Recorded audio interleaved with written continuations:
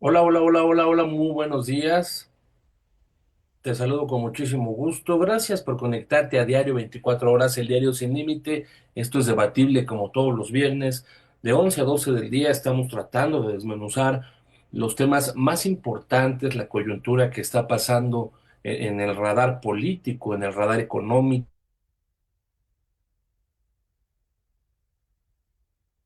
en todos los temas.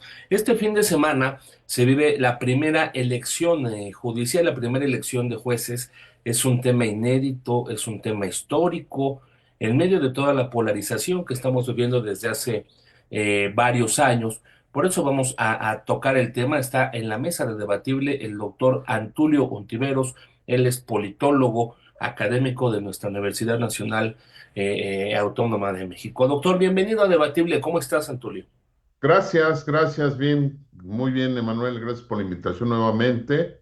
Y efectivamente, pues es un tema importante, es un tema nodal, pero que está articulado a muchas otras cosas que creo que sería interesante poder abordarlo este día también. Está en la elección judicial, entiendo, o alcanzo a ver desde mi trinchera, desde mi radar, pues tiene muchos matices, tiene muchas aristas, pero también tiene muchos intereses, ¿no? Muchas manos que podrían mecer la cuna. Vemos hasta hace unos días este intento extraño de la gente pues de mover el pesebre para la elección, amenazando, y todavía incluso entiendo podrían seguir bloqueando este fin de semana la elección, pero en el marco de una elección que se espera que no haya mucha gente, que no salga mucha gente, al menos lo que yo alcanzo a ver, doctor.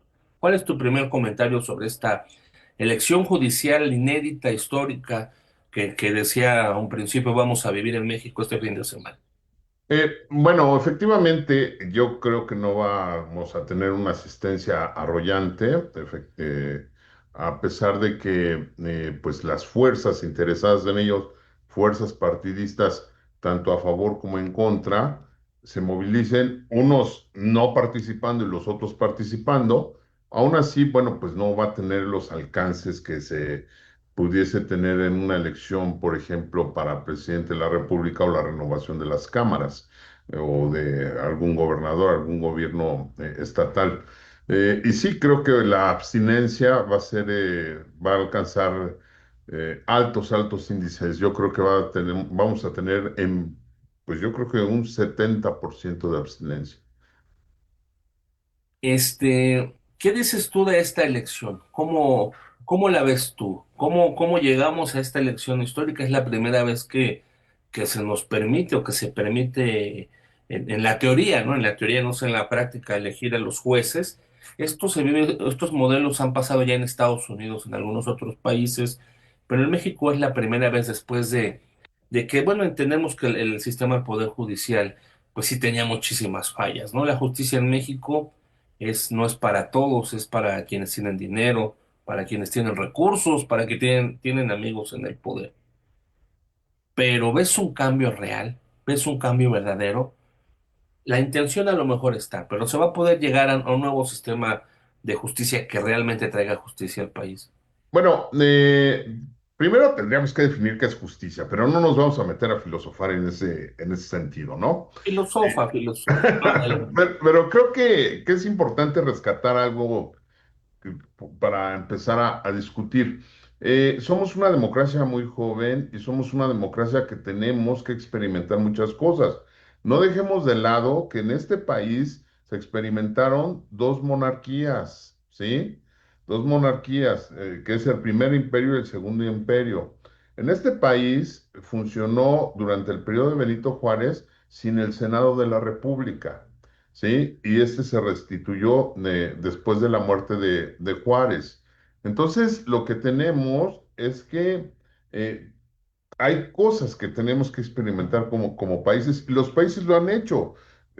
Sin duda, por ejemplo, Inglaterra es una monarquía consolidada, histórica, es un ejemplo de la democracia liberal en el mundo, y en algún momento Inglaterra quiso ser y alcanzó a ser república, pero es un modelo que no se consolidó y regresaron a ser monarquía, ¿sí? Entonces, nosotros como una democracia joven todavía tenemos cosas que experimentar y cosas que abrir. Ahora, eso, digamos, abriendo el debate desde una perspectiva histórica.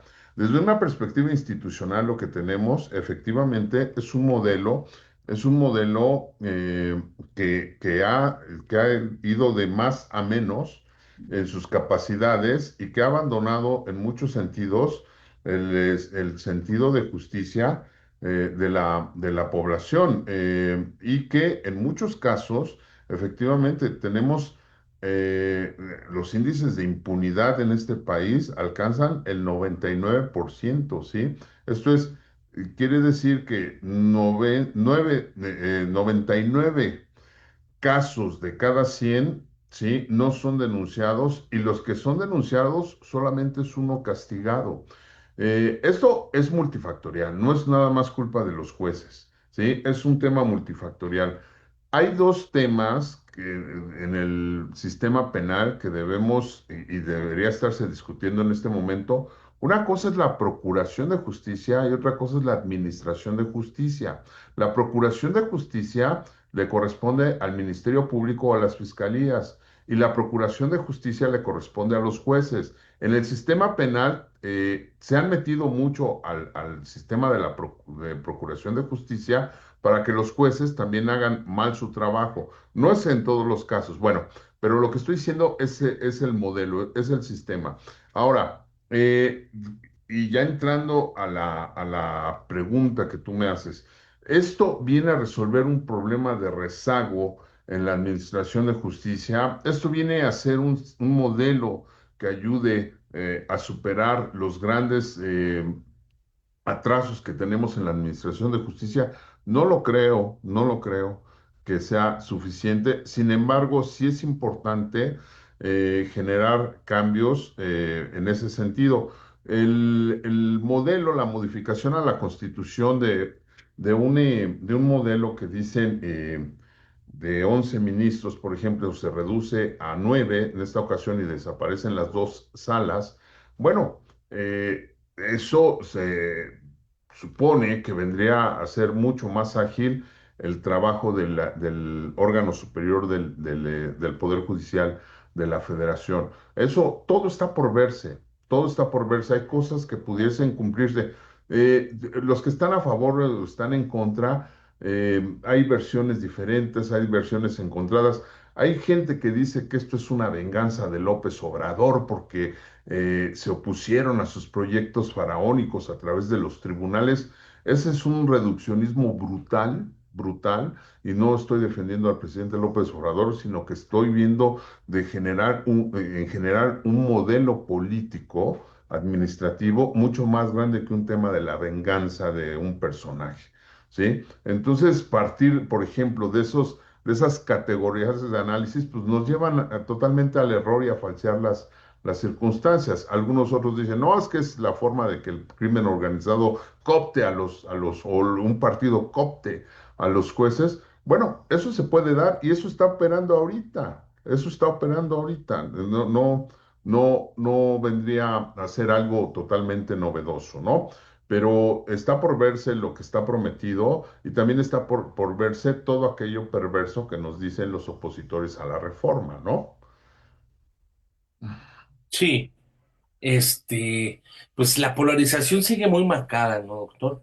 Vemos al menos en la narrativa en las redes sociales, pues muchas voces que están llamando a no ir a votar o a seguir a votar, que si hay mano del crimen organizado, que si son ministros a modo, que si pues no votar porque ya es un hecho que Lenia Batres va a ser la presidenta de la Corte, ya está muy planchado. Hay mucha confusión, hay muchos hilos que están confundiendo más a la población que tratando de explicar lo que sucede. Y con esto que sumábamos que los maestros, pues ahora extrañamente están pidiendo, hablando del modelo de jubilación, ¿no? Que ya viene a enrarecer un poquito más quizá el ambiente, el periodo electoral. Sí, bueno, la CENTE y la CETEC, que son dos organizaciones de los profesores, especialmente que se ubican en Chiapas, Guerrero, Oaxaca. Guerrero, Oaxaca y Chiapas, Chiapas. Guerrero, Oaxaca, perdón, sí, Michoacán, perdón, era el que me faltaba. Bueno, pues evidentemente, a ver, ellos son activistas sociales experimentados y también saben manejar agendas y también saben en qué momento meterse a los temas y por qué meterse. Sí, entonces llamar la atención de su movimiento, pero eso no es nuevo, ¿eh? Recordemos que a los profesores en el 2006, en el 2007, cuando la reforma al ISSSTE, se pusieron ahí abajo en un campamento de las oficinas del ISSSTE y ahí estuvieron durante meses. Intentaron, es más, levantar estructuras, ahí están los videos, ahí está. Estaban levantando barras porque dijeron que no se iban a mover de ahí hasta que no echaran para atrás la ley.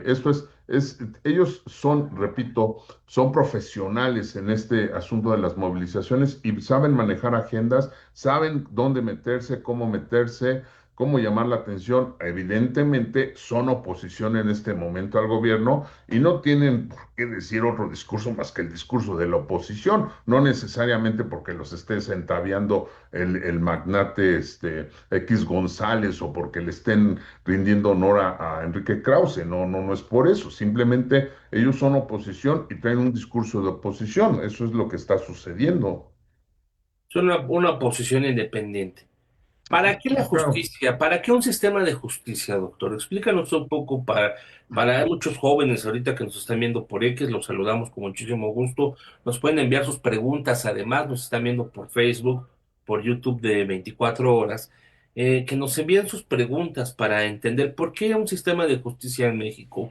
¿Para qué tener Bueno, justicia en un país? hace un momento yo decía que tendríamos que definir el concepto de justicia, ¿no? No, repito, y no nos vamos a meter en este momento a definir un concepto tan amplio y que ha venido transportándose a través del tiempo durante la historia de la humanidad. Sin embargo, creo que sí hay que establecer los puntos mínimos de lo que debemos entender por justicia. Orpiano decía que es el eterna voluntad de darle a cada quien lo que le corresponde. Y entonces es una frase muy extensa, muy abstracta, sin embargo, si nos permite entonces poder señalar algunas circunstancias. Hoy, por ejemplo, se habla de justicia económica, de justicia social, de justicia transicional, de justicia y justicia y justicia y justicia. Sin embargo, la justicia, a ver, aquí la justicia es un fin del derecho, ¿sí?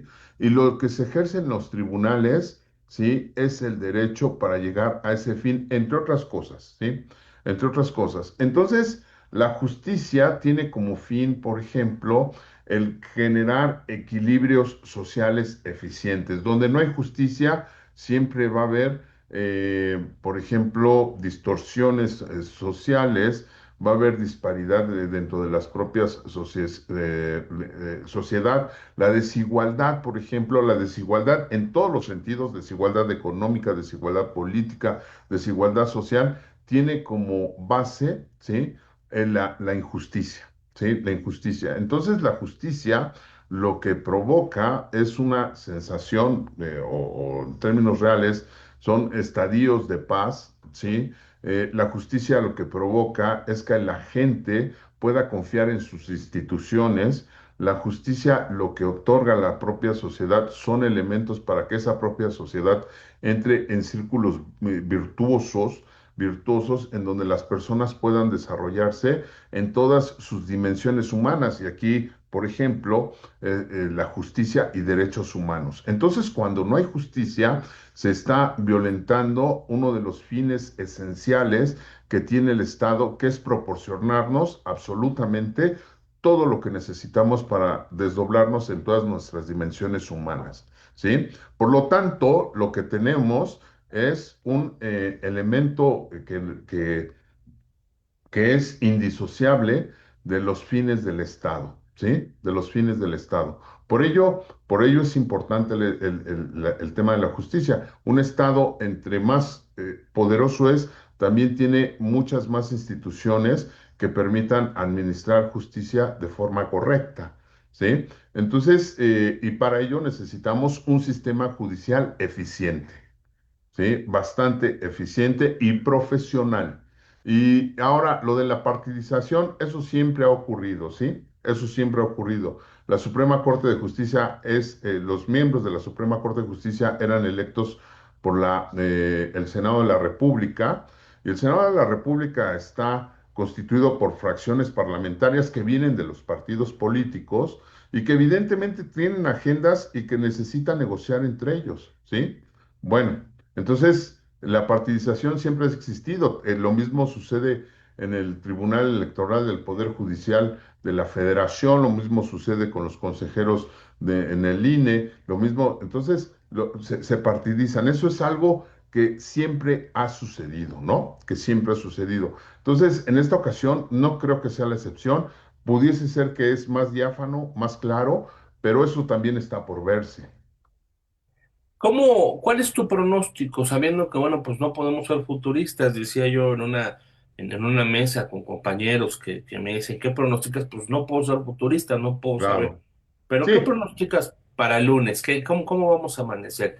¿Un día normal, un día convulso? Porque, bueno, la elección al Poder Judicial, pues el padre de esta propuesta es Andrés Manuel López Obrador, y es una herencia que le deja Sheinbaum, ¿no? Entonces no sabemos, Sheinbaum por lógica, esta reforma, pero no sabemos cómo le afecte a su gobierno, o si va a ser un parteaguas, si la va a impulsar.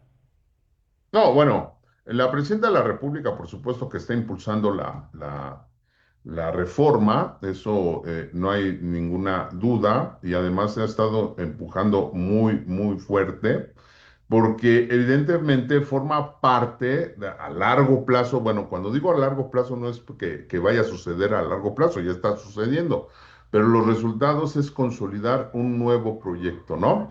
Es un nuevo proyecto político, y que para eso, bueno, pues necesitaban efectivamente también tener dentro al Poder Judicial. Ahora, no necesariamente rompe la división de poderes esto.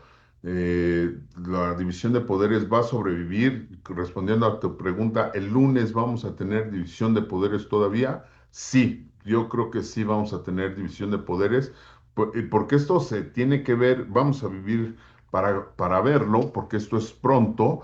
¿Cómo va a empezar a operar la propia reforma en los tribunales? ¿Cómo vamos a amanecer? Pues vamos a amanecer con un nuevo poder judicial, con un alto índice de abstencionismo, con los opositores a la reforma todavía más rabiosos y críticos, y vamos a amanecer con las instituciones funcionando y cosas que están por verse. Evidentemente, eh, bueno, no podemos adelantar. El sistema judicial en México va a seguir trabajando, eso es indudable.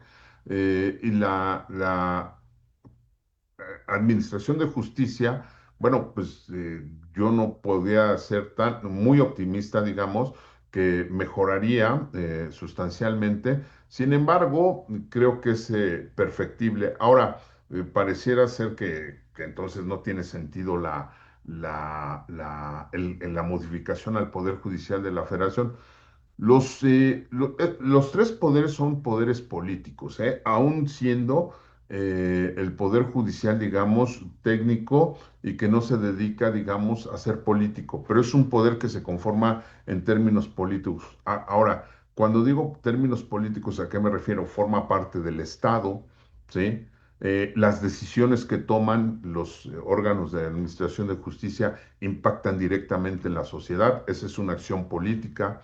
Eh, eh, eh, ¿Por qué es político? Bueno, pues porque también se ciñe se constriñe al orden constitucional, por eso también es política. Nuestra constitución no es la constitución jurídica de los Estados Unidos mexicanos, es la constitución política de los Estados Unidos mexicanos. Entonces, en ese sentido, bueno, pues estamos todavía modificando el sistema político mexicano, y para ello es necesario también que se modifique el Poder Judicial de la Federación. Por lo tanto, el lunes lo que vamos a tener es un escenario no grotesco, digamos, no se va a caer el orden institucional y constitucional, eso no va a suceder. Tampoco vamos a tener, digamos, cambios sustanciales en que se reviertan los niveles de impunidad. Eso tampoco lo vamos a tener ni mañana, ni el lunes, ni muy pronto. Eso está por verse y veremos cómo se trabajan. Además, algo importante, Manuel. Algo importante, no se está modificando todo el Poder Judicial de la Federación, son aproximadamente 2.600 puestos los que se están modificando y efectivamente lo que sí se modifica sustancialmente es la cabeza, que es la Suprema Corte de Justicia. Entonces, en ese orden de ideas, también no apostemos todo a una elección judicial, porque no se está modificando todo el Poder Judicial de la Federación, ¿eh? Se está modificando solamente una parte y además se están modificando eh, digamos, las cabezas.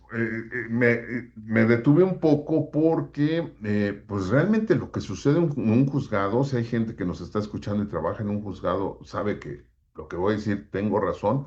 Quienes dictaminan en los tribunales no son los jueces dan el visto bueno, pero atrás de ellos hay proyectistas, ¿sí? Hay gente que hace este trabajo previamente, que razona, hay secretarios de estudio y cuenta, ¿sí? Que hacen ese trabajo y esos no son sustituidos. O sea, la parte neurológica no, de los juzgados, esa no va a desaparecer ni va a cambiar, ¿eh? Esa gente está trabajando en los juzgados. Eso entendámoslo. Estamos platicando con el doctor Antonio Ontiveros, él es analista político, académico de la máxima casa de estudios de la Universidad Nacional Autónoma de México. Envíanos tus preguntas a nuestras redes sociales, suscríbete además aquí a 24 horas. A ver, doctor, ¿hay intereses? Si hay política, pues claro que hay política, los políticos a eso se dedican, pero hay intereses de los empresarios, hay intereses de los partidos, hay intereses de muchas organizaciones de poner o de quitar algún juez, algún ministro, pero también hay intereses del crimen organizado que ha avanzado tanto en México, del crimen organizado que busca poner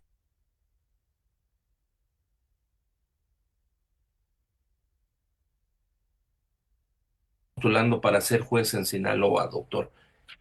¿Cuál es el riesgo con que siga permeando el crimen ahora el sistema de justicia? Que bueno, se había venido, entendemos que pues con dinero, a lo mejor en algunos lados con recursos, ahora poniendo sus propios candidatos.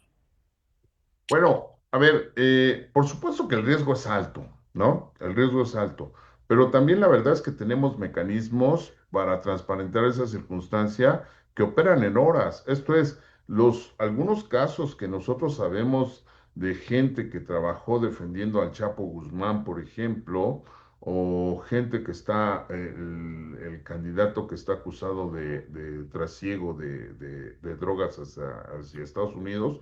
Bueno, pues esa gente fue detectada a través de los medios de comunicación, fue detectada y fue señalada esas personas, ¿sí? Entonces, digamos, pues eso van a intentar todas las vías y todas las rutas, ¿sí? Y eso va a suceder. Ahora, lo que yo estoy viendo es, por ejemplo, que aquí la autoridad no ha sido tan contundente como para retirar las candidaturas, ¿no? Entonces, en ese sentido, la autoridad no es contundente y no ha definido, pero tenemos el mecanismo de la transparencia ha ayudado a ubicar a esos candidatos, a esas candidatas, ¿no? Porque hay gente en Sinaloa, como bien lo decías, que se les vincula con gente, digamos, de una reputación no tan buena.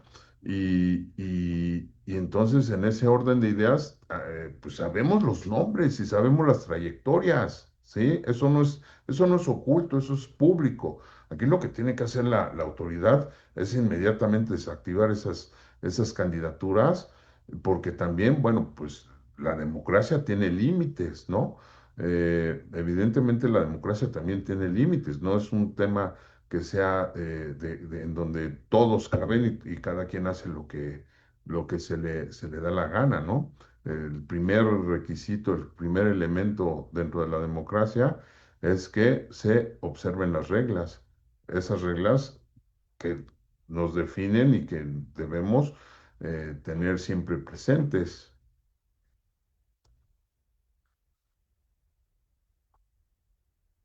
Hola, hola, hola,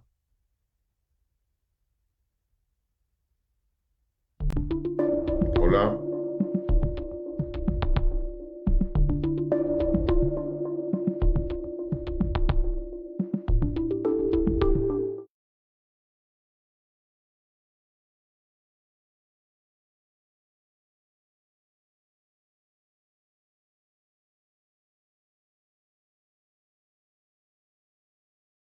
Así es, sí, sí, sí, a ver, el crimen, mira, eh, a ver, no podemos acusar, por ejemplo, a los empresarios en estricto sentido de criminales, pero hay empresarios que se han servido del Poder Judicial para evadir sus responsabilidades fiscales, para evadir sus responsabilidades penales, para evadir, bueno, pues es otra forma, es otro modelo, sin embargo, pues sí están infringiendo las normas y eso se los ha permitido el propio sistema. Evidentemente, bueno, pues es mucho más fácil voltear a ver a los otros y decir, ellos son los verdaderos criminales, nosotros no. Bueno, pues cada quien, digamos, en su ámbito y en su estilo, en sus alcances y proporciones, bueno, pues han ocupado los tribunales para beneficiarse de ellos históricamente, ¿sí? Los delincuentes y también los otros delincuentes de cuello blanco y las otras personas que nos dicen que no son delincuentes, pero que se comportan como tales, ¿sí? Utilizando, utilizando de una manera eh, facciosa las instituciones, ¿no?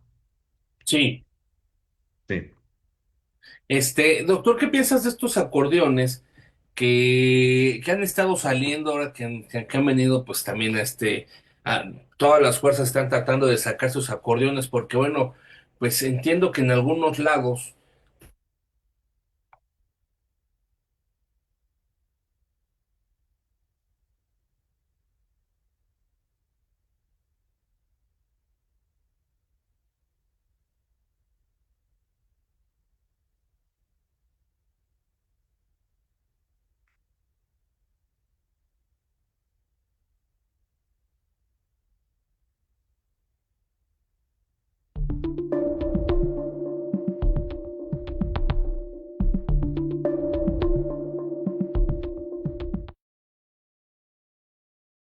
Esto de los acordeones, que en muchos casos les van a dar acordeones porque les van a dar hasta 13 papeletas a las personas, ¿no? Esto pega a la democracia, pega a la credibilidad del proceso en sí, es una ayuda. ¿Cómo es lo de los temas de los acordeones? A ver, aquí es algo importante. Un acordeón, siempre entendido, digamos, en su definición que tú y yo conocemos, que un acordeón era una forma de trampear y de, ¿no? De falsear el tema. Bueno, pues evidente, mira, si alguien lleva su acordeón de forma individual y que es resultado de su propia decisión y reflexión, que eso se va a ver muy poco o no se verá, bueno, pues yo creo que es algo totalmente lógico porque el que tú te enfrentes a 13 tarjetas, bueno, pues salvo que estés perfectamente familiarizado con el sistema y con los nombres, pues lo podrás hacer de manera correcta. Sin embargo, cuando un partido político, cuando una fuerza está interfiriendo para que a través de las urnas sean sus candidatas y candidatos los que obtengan el triunfo, bueno, pues ahí sí ya las cosas creo que no son de lo más adecuado, ¿no? Entonces, en ese orden de ideas, lo que tenemos es que el uso de acordeones, bueno, pues es algo totalmente ilegal y más cuando alguien que tiene interés, ¿sí? Partidista y también interés en las candidaturas, Para esta elección, esté haciendo uso ¿cuáles de... son? Sí, sí, Manuel.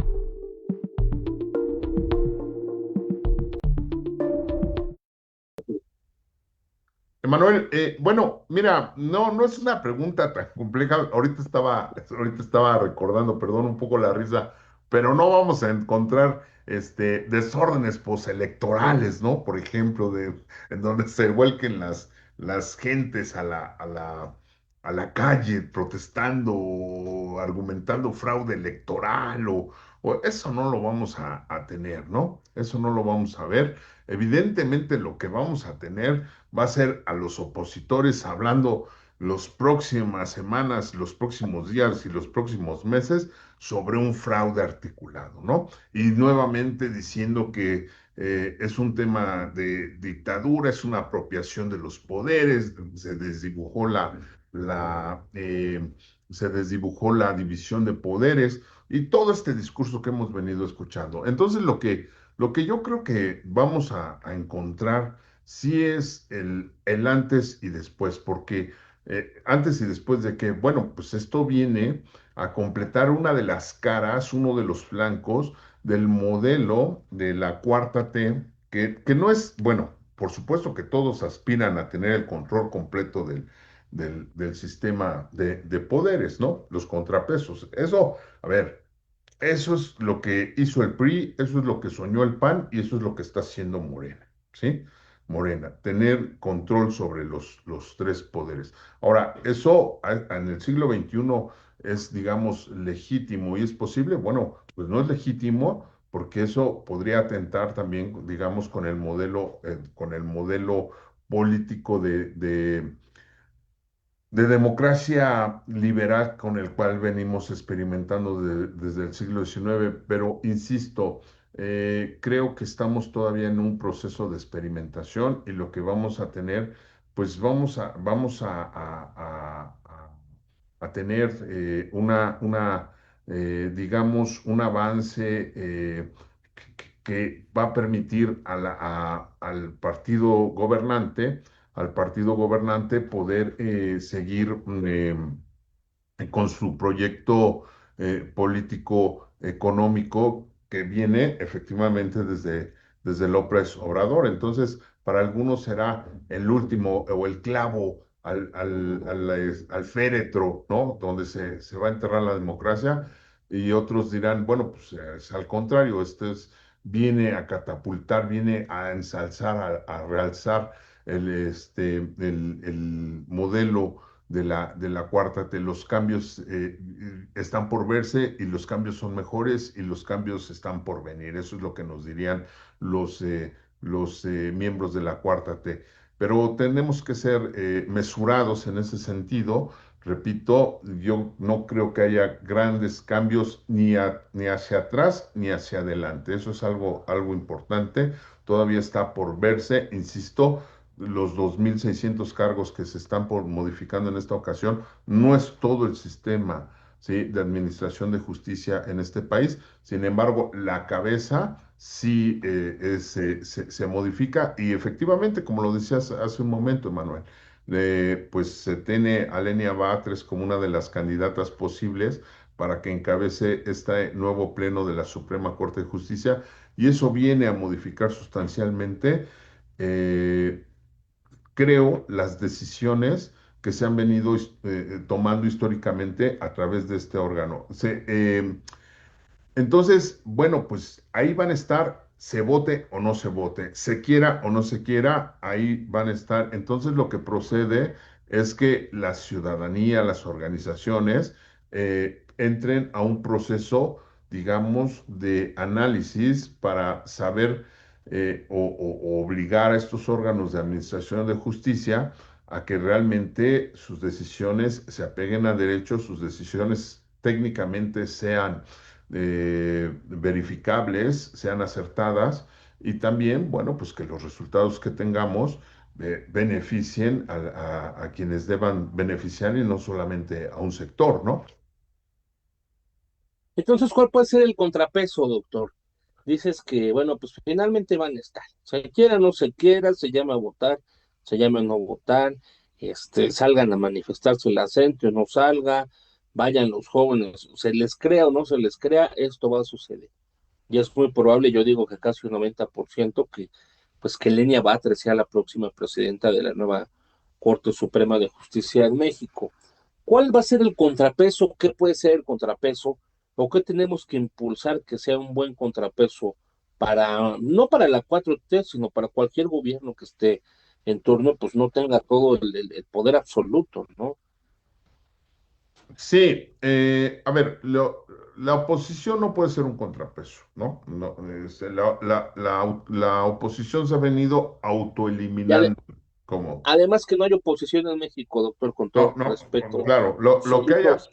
lo que haya o lo que se entiende en este momento como oposición está eliminada y autoeliminada. Bueno, entonces lo que tenemos nosotros es una recomposición precisamente de la crítica y también de los elementos que pueden denunciar y pueden llevar a los grupos a modificar sus decisiones. Y esto no estoy hablando de otros factores, por ejemplo, pues la prensa es un elemento importante que va a tener un juego, que debe tener un juego más importante en ausencia de la oposición. Algunos hablan del autocontrol, por ejemplo, dicen, no, no, no, a ver, espérate, pues los poderes pueden tener un autocontrol, esto es que no todos estén a favor y que también existan disensos dentro de los propios poderes. Bueno, eh, eso puede ser, pero eso tampoco lo podríamos apostar a todos, porque Morena, por ejemplo, que es el partido dominante,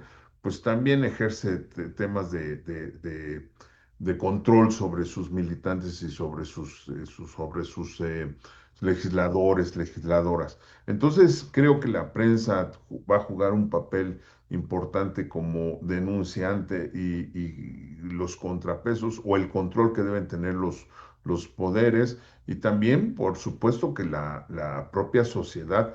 Pero cuando hablo de sociedad, no hablo digamos, de un cúmulo enorme que se pierde en la irracionalidad y las cosas viscerales. No, hay gente que está en contra del propio sistema, que dice cosas inteligentes, que dice cosas importantes, que dice cosas que son reales y que no están, digamos, en la diatriba o en las cuestiones imaginando cosas que no suceden, como te decía, algunos analistas dicen, es que este es un capricho de López Obrador, ¿no? Porque es una venganza. No, no es cierto eso es una simplificación brutal de algo que está sucediendo como un proyecto de modificación en un sistema político en México, ¿no? Entonces, creo que la sociedad, creo que los medios de comunicación, creo que la presión exterior, en los propios empresarios, ¿no? Los propios empresarios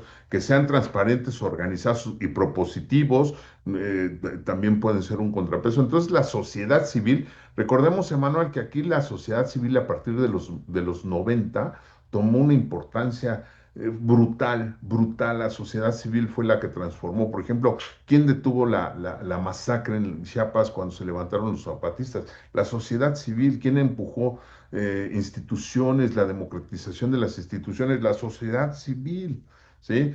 Y todo lo que se entendía y cupiera dentro de la sociedad civil. Entonces, la sociedad civil vuelve a tomar un camino importante y trascendente en todo ello, ¿sí?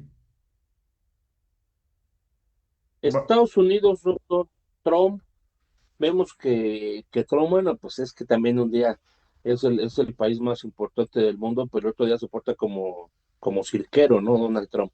Puede ser contrapeso también de lo que pudiera suceder en adelante o de un sistema absoluto que digamos, viéndolo cuánicamente, viendo, pues, está por tomar la administración federal. ¿Puede Estados Unidos ser un contrapeso? No, definitivamente, lo vemos nosotros. Por ejemplo, coincide el modelo de seguridad pública que tenemos ahora con Harfuch, que todos los días hay enfrentamientos y se publican, y todos los días hay detenciones, y todos los días agarran capos importantes. Bueno, pues esto Ahí sí recuerda. pareciera que hay un cambio de modelo importante, ¿no? Que hay un Sí, cambio importante, ¿no? sí, Y que está sí. detrás, por supuesto, se entiende Estados Unidos. Claro, y en la amenaza, ¿no? De los aranceles. Entonces, puede ser Estados Unidos puede ser un factor importante para el tema del modelo político y de los contrapesos. Y lo es. No creas que ellos no están al tanto y no, nada más que no tienen la influencia o no se les ha permitido hasta este momento el tema de la influencia de poder decidir, ¿no? Dentro del país.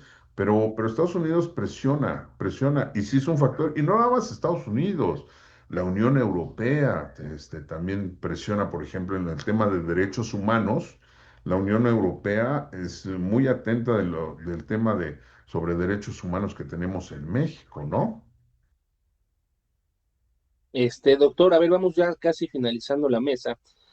Muy importante, estamos platicando con Antonio Tiveros. Él es politólogo, además, bueno, analista de temas políticos, es maestro de la Universidad Nacional Autónoma de México. Entonces, ¿qué dices, Antonio? ¿Votar o no votar? ¿Salir a votar o no salir a votar? ¿Vale la pena ir a votar? ¿Tú vas a ir a votar? Mira, yo creo, yo sí voy a ir a votar. Yo sí voy a ir a votar porque, mira, yo estudié Derecho, soy ¿Ya abogado, estás listo para tus 15 boletas? Nah, para tus... en derecho constitucional y también soy politólogo. Y creo que los cambios son importantes. Creo que los cambios son importantes.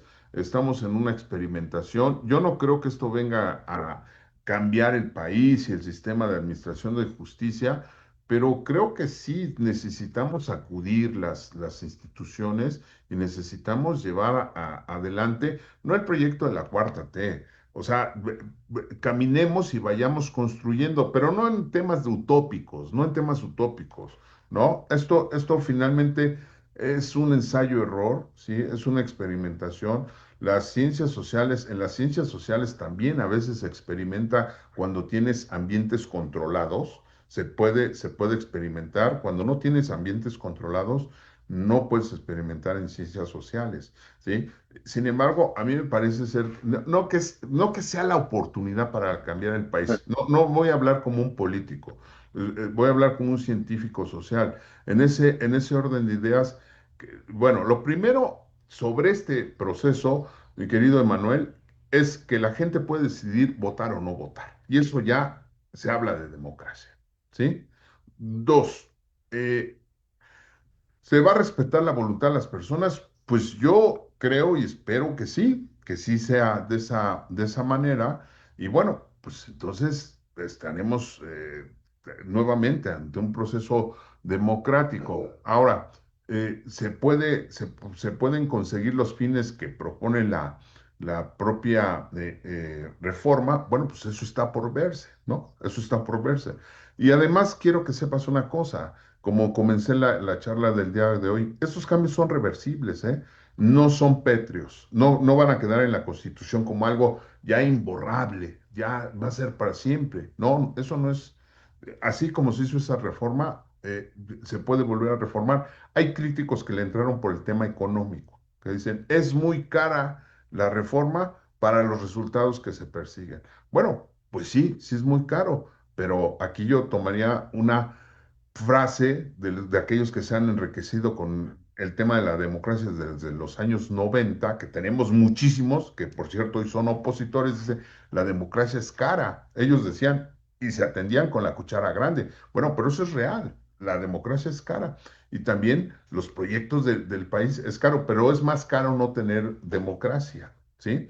Es mucho más caro no tener democracia. Entonces, personalmente, yo sí voy a ir a votar porque me parece ser que es aportar a ver qué está bien, qué no está bien, qué podemos modificar.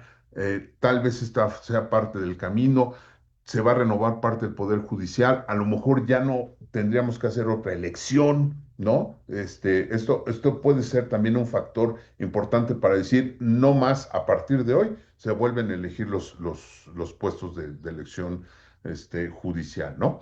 Entonces, está por verse muchas cosas. Personalmente, yo sí voy a asistir, no le apuesto a los cambios. Para mí no es una reforma que venga a solucionar los problemas profundos de la administración de justicia en México, pero es un principio elemental de la democracia. Ahora, algunos dirán, es que legitimas el sistema. Bueno, pues podrá ser una manera de legitimar, pero también yo podría decir, también es una forma de participar y es una forma de democracia, ¿no? De la democracia. Pues me quedo con lo que dices, Antonio, es perfectible y nada es para siempre. No es legitimizar un movimiento en sí, sino avanzar la democracia tan incipiente en este país que sigamos, y bueno, desde que yo no tengo uso de razón, pues están haciendo la democracia, ¿no? En México. Te agradecemos mucho, como siempre, que te hayas sumado a la mesa de debatible. Antonio Ontiveros, científico social, ese término me agrada porque, bueno, entre tantos cambios, tantas cosas que estamos viviendo, entendiendo, bueno, hacia dónde vamos, qué nos pasa como sociedad, qué nos pasa como país, qué nos pasa como mundo. Pero mientras vamos a estar pendientes, de qué hay que estar pendiente? ¿Qué subrayas en el radar? ¿Qué tenemos que observar los ciudadanos de a pie, la gente común, que no estamos inmersos en el poder en esta elección judicial, la primera en México, inédita, histórica? Que puede no pasar nada, ¿eh? El lunes amanece y todo igual, pero también puede cambiar el rumbo del país. Ah, Entonces, ah, ¿de qué tenemos que estar pendientes los ciudadanos, Antonio? bueno, yo lo que creo que tenemos que estar pendiente primero es ayudar a que estos procesos sean lo más transparentes y los más creíbles, porque van a suceder con la participación o sin la participación de las mayorías, ¿sí? O sea, tengámoslo así. Creo que tenemos que estar pendientes de qué resultados, costo-beneficio tenemos sobre estas reformas, ¿no? Si es verdad, porque esto debe rendir cuentas o beneficios a corto plazo, ¿eh? Las decisiones se van a ver casi de inmediato. Entonces, veremos también la calidad de la democracia. Debemos estar pendientes quiénes llegan a los puestos, ¿sí? Ya te dije, bueno, si no tuviéramos unos medios de comunicación abiertos y democráticos, no nos hubiéramos dado cuenta que hay narcotraficantes, que hay defensores de narcotraficantes entre los candidatos y candidatas. Entonces, debemos estar pendientes efectivamente de los resultados que tenemos de estos procesos, no los resultados electorales, sino de las instituciones, cómo resuelven a partir de esto. Y debemos estar muy pendientes también de la manera en que ejercemos nuestra propia democracia. Democracia es una forma de vida, no es un proceso electoral que se agote en un día.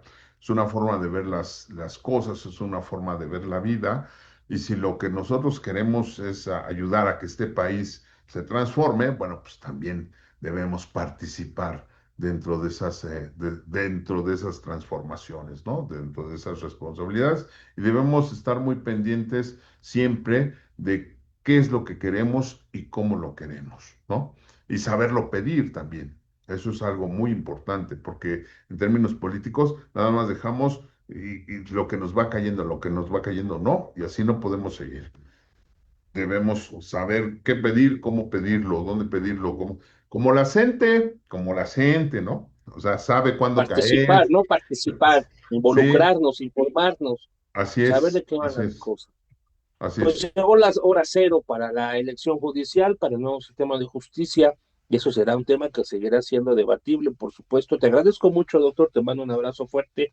Y a todos los usuarios de 24 horas, pues los invitamos el domingo desde las 8 de la mañana. Hemos desplegado a todo el equipo de noticias, a toda la plataforma digital de comunicación en 24 horas en los diferentes estados que operamos.